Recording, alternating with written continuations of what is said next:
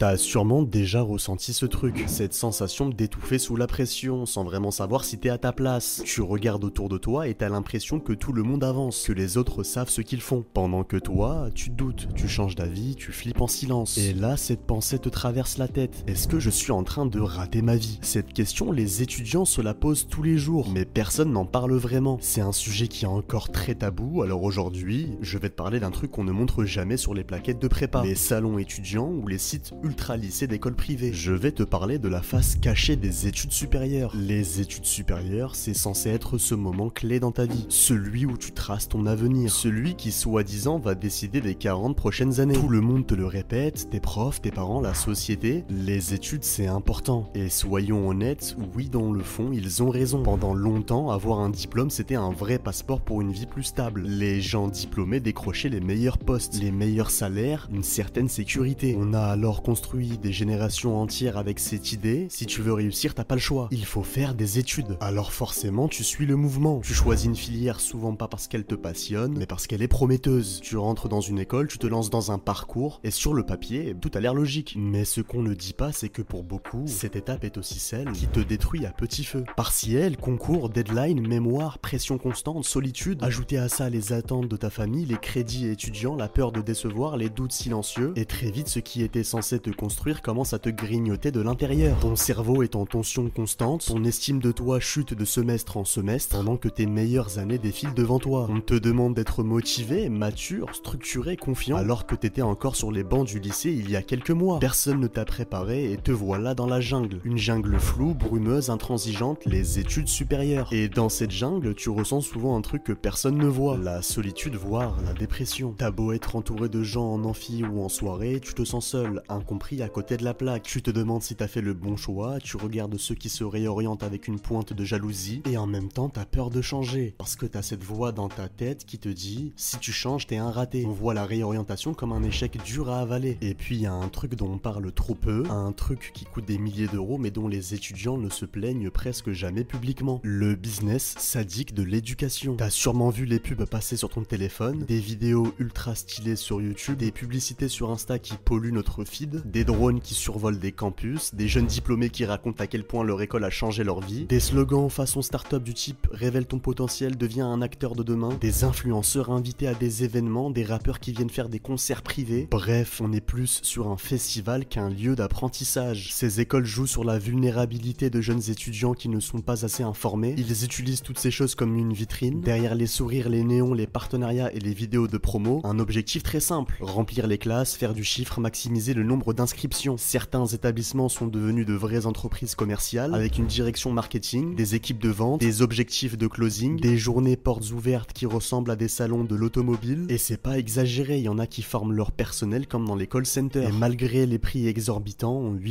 000, 10 000, 15 000 euros l'année, certaines écoles privées délivrent des diplômes non reconnus par l'État. Tu sors avec un titre RNCP niveau 6 sans savoir vraiment ce que ça veut dire, ni si une entreprise va y accorder de la valeur. Et toi, pendant ce temps-là, tu t'endettes, tu prends un prêt étudiant, t'as la pression de rentabiliser cette formation, mais y a rien à amortir si la formation est creuse. Pas de réseau solide, pas de qualité pédagogique, pas d'accompagnement réel, juste des promesses marketing qui se transforment en désillusions. Et tu n'en parles pas parce que tu te dis « j'ai choisi cette école, j'ai payé cher, alors je dois m'accrocher ». Donc tu t'accroches, tu continues, mais pas parce que t'aimes ce que tu fais, non, tu continues juste parce que t'as déjà commencé. On appelle ça le billet des coûts irrécupérables. C'est lorsque tu continues un truc pas parce que c'est la bonne décision, mais juste parce que t'as déjà investi trop de temps, trop d'énergie, trop d'argent. On peut voir ce phénomène chez ceux qui jouent au jeu d'argent, et dans les études, c'est flagrant. Combien d'étudiants restent dans un cursus qui ne leur parle plus, juste pour pas perdre une année? Comme si s'entêter dans une voie qui te rend malheureux, c'était moins grave que de faire un pas de côté pour te réaligner. En revanche, toutes les écoles ne sont pas mauvaises, certaines sont excellentes, elles t'apportent de bonnes connaissances et un réseau qui te permettra de te trouver dans le monde professionnel. Mais ce que je veux que tu comprennes, c'est qu'il faut être lucide. Ne confonds pas présentation et contenu. Une école bien marketée n'est pas forcément une école bien construite. Et un diplôme hors de prix ne t'assure rien si derrière il n'y a pas de valeur réelle. Fais des recherches concrètes, pas juste sur leur site, va sur des forums, regarde les avis d'anciens élèves, discute en privé avec les étudiants, renseigne-toi sur la reconnaissance du diplôme, est-ce que la formation est gradée par l'État, l'équivalence, le niveau général ou encore l'insertion professionnelle après avoir obtenu ton diplôme. Enfin, si tu dois choisir une filière, choisis un chemin où tu peux acquérir des compétences concrètes, monétisables. Qu'est-ce que je veux dire par là? Des compétences que tu peux vendre, qui t'appartiennent vraiment, des choses que tu as en main et qui sont demandées sur le marché, comme par exemple le code, le développement web ou tout ce qui touche de près ou de loin à l'intelligence artificielle. Pourquoi? Parce qu'à l'inverse, certaines filières sont en train de se faire grignoter par l'IA. Et ça, c'est un vrai sujet, ça mériterait clairement une vidéo à part entière, mais pour faire court, il y a plein d'étudiants aujourd'hui qui passent des années à apprendre des compétences automatisables, des trucs avec une faible valeur ajoutée, et qui dans 5 ou 10 ans risquent d'être obsolètes dans le monde du travail. Et c'est pas juste une impression, il y a des études très sérieuses qui montrent les métiers les plus menacés par l'automatisation dans les prochaines années, et crois-moi, ça touche un paquet de secteurs. Évite aussi les filières bouchées, tu sais, celles où chaque année des milliers de gens sortent avec le même diplôme, mais où le marché du travail, lui, n'a pas évolué depuis 10 ans. Résultat, trop de diplômés, pas assez de postes. Quelques exemples concrets: psychologie, des promos pleines à craquer mais très peu de débouchés réels, sans master voire doctorat. Beaucoup finissent à bosser dans autre chose. STAPS, chaque année des milliers d'étudiants pour un marché qui n'a pas la capacité d'absorber tout le monde. Communication, marketing généraliste ou ressources humaines, hyper populaire mais aussi hyper saturé, surtout pour les postes non spécialisés. Droit, c'est prestigieux, ça sonne bien, mais en vrai t'as une vraie sélection naturelle entre la L1 et les masters, et même après c'est très compétitif. Et là on ne parle même pas encore de tous les BTS ou licences pro qui mènent à des métiers en voie de disparition, des métiers remplaçables par des IA ou des outils automatisés. D'après une étude d'Oxford, mise à jour plusieurs fois depuis, voici quelques métiers avec un fort risque d'automatisation d'ici 10 à 15 ans. Téléconseiller, service client, assistant administratif, comptable, caissier, employé de banque, traducteur, journalisme, bon le monde serait peut-être mieux sans eux, et même certains métiers du droit comme les tâches de recherche ou de rédaction contractuelle. Tu peux le sentir, tout ce qui est répétitif, procédural ou basé sur l'analyse de données, l'IA le fait déjà mieux, plus vite et moins cher. Ces domaines ne sont pas mauvais en soi, elles sont simplement bouchées car trop d'étudiants formés chaque année, pas assez d'entreprises ou de postes créés dans ces domaines, profil trop généraliste sans spécialisation technique, manque de stages, réseau, expérience concrète. Et c'est vrai ce que je viens de dire, ça peut piquer pour certains, mais c'est la réalité. Et pour terminer, si tu rentres bientôt dans les études supérieures, ou si t'es déjà dedans et que tu sais plus trop pourquoi t'y es, faut que je te dise un truc que j'aurais aimé entendre plus tôt. Personne ne sait vraiment ce qu'il fait, et surtout, personne ne devrait te dire quoi faire à ta place. On t'a peut-être vendu une ligne toute tracée, la fac, le stage, le CDI, mais dans la vraie vie c'est bien différent. Il n'y a pas de parcours universel, il n'y a pas de bonne voie qui fonctionne pour tout le monde. Ce que t'as besoin de faire, c'est réfléchir par toi-même, te poser les vraies questions, faire tes propres recherches. Arrête de suivre par défaut ce que tout le monde fait, ou ce que tes parents projettent sur toi. Spoiler, tes parents t'aiment mais ils ont pas grandi dans le même monde que toi. Leur vision du travail, des études, de la sécurité, elle est souvent